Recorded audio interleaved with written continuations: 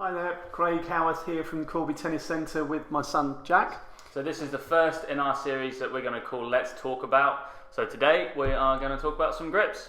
Yeah. So I think initially just the first thing to let everybody know is that most adult rackets come in a grip size 4 inches and so many eighths of an inch. So if you have a look at yours, you may well find that yours is a 3, which actually is a 4 3/8. Okay.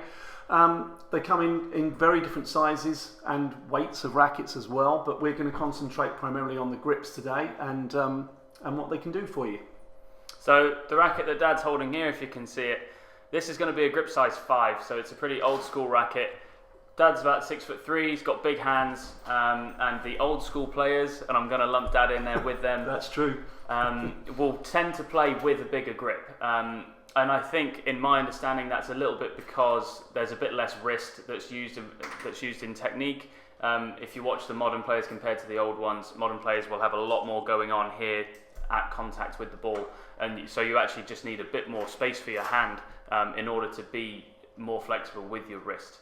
So that's worth mentioning. So a lot of modern players looking to play, whether you're buying a racket, it actually doesn't matter that much on your standard. That's one thing that doesn't change. What kind of grip you should get. It's mainly done on your physical characteristics, so it's going to be your size mainly is one. If you're a junior, you're probably looking at a 2. By the time you get to being fully grown, most people, especially men, will be looking at 3s. Women can get 2s, depends a bit on your size again, and obviously just how big your hands are. Your hands might be disproportionately large or small, so you have to take that into account. It's not just as simple as how old you are or what sex you are or how big you are. You do have to look at that as well. Yeah, I think, and with transitional rackets that you might well be looking at from the age of around 10, 11, probably 11 upwards, they will be weighted at around 260 grams, but they'll be probably a grip size 1 or 2. Obviously, for that simple reason of the size of the person that's likely to be using them. As Jack said, very few people use anything more than a grip size 4 these days, and the majority of players, the majority of men would be using a 3, and probably the majority of ladies a 2. Agreed. So once you have bought your racket and frame, you've decided what grip size you want to go for. You have many options of what you can put on the racket. Go ahead. Well, as Jack's already pointed out, with an old timer like me, I used to use leather. When I was playing full-time tennis, I would use leather grips.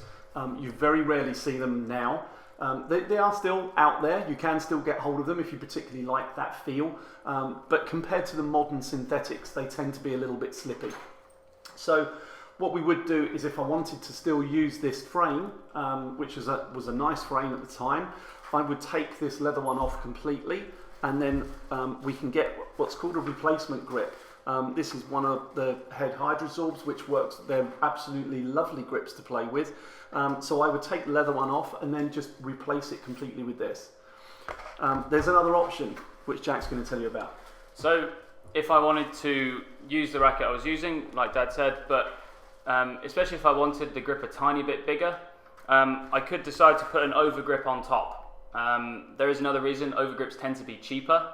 I don't usually use pink fluorescent ones. Mine are white, but I do usually use an overgrip. And one thing just worth mentioning, if I can have a look at that racket, Dad. So as Dad said, this is a leather grip, and you won't see too many of these around, but some people still like to use them as the grip that's right next to the handle, so as the replacement grip.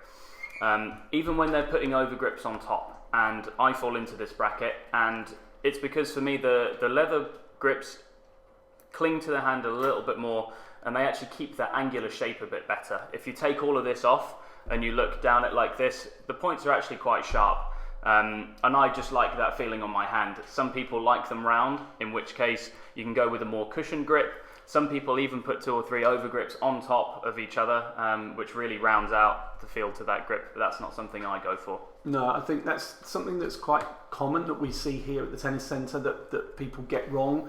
It's that instead of taking the leather one off, they'll just keep adding, and they put another replacement on top of that, and sometimes even on top of that. All of a sudden you've got a grip size 7 or 8, which is huge. But the biggest problem is it's completely round, so you can't actually feel your grip to know what angle of the racket face you really want. Okay, so that is a big mistake to make. Replacement grips, there's a clue in the title. They are to replace the ones that are already on there. The over grips go over. But only once. Yeah.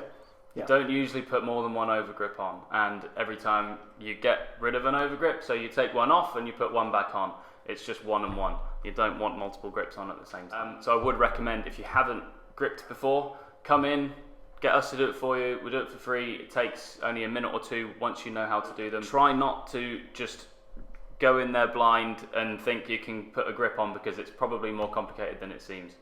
Good. So again, hope that that's helped a little bit. We'll be putting out a few more, so keep tuned in. Yeah. Do you have anything to add? Any questions? If we get a bunch of questions coming in, we'll try and do a Q&A session, or if it's a long question, then Dad and I can try and unpack it at a bit more length. So please keep engaging, keep letting us know what you think, if there's anything else you want, and we will see you next time. Yeah, and share it, please, with anybody that you think might be interested. Thanks.